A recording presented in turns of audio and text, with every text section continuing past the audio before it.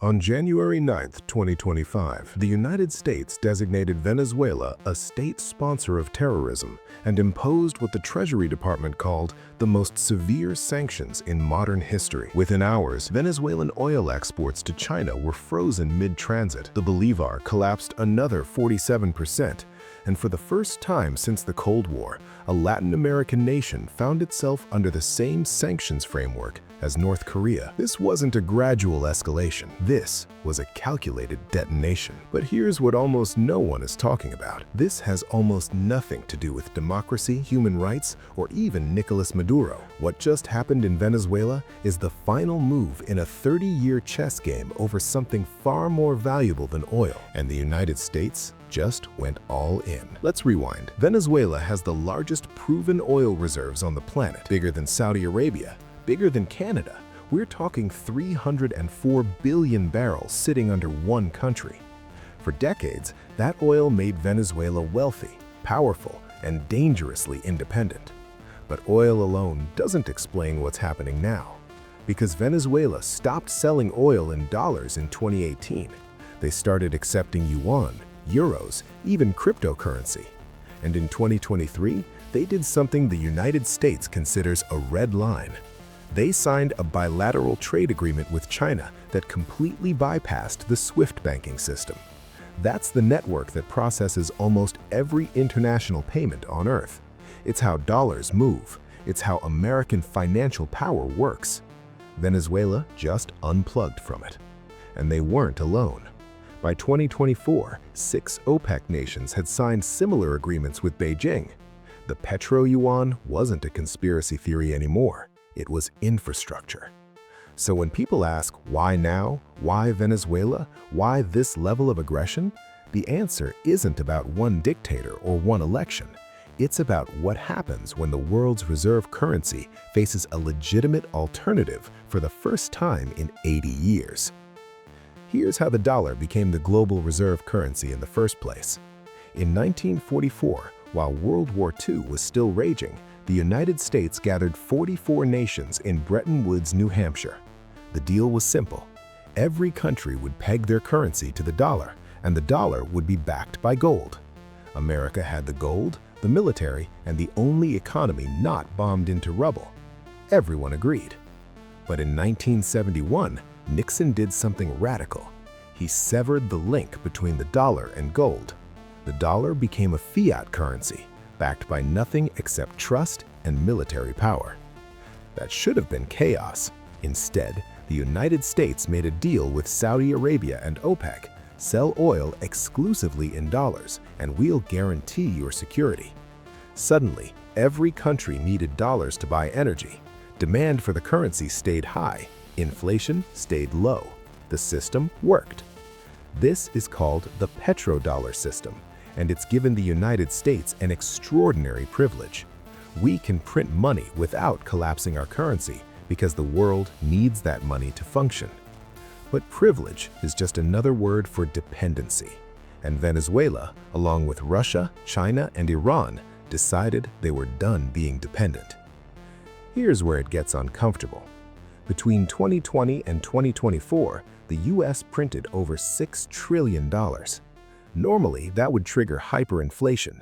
It didn't, because global demand for dollars absorbed the supply. But that demand is propped up by one assumption, that oil and commodities in general must be bought in dollars. If that assumption breaks, the entire foundation cracks. So let's call this what it is. The sanctions aren't punishment, they're containment. The US Treasury didn't just freeze Venezuelan assets, they froze access to any bank that does business with Venezuela. That includes Chinese banks, Indian refineries, and European shipping companies.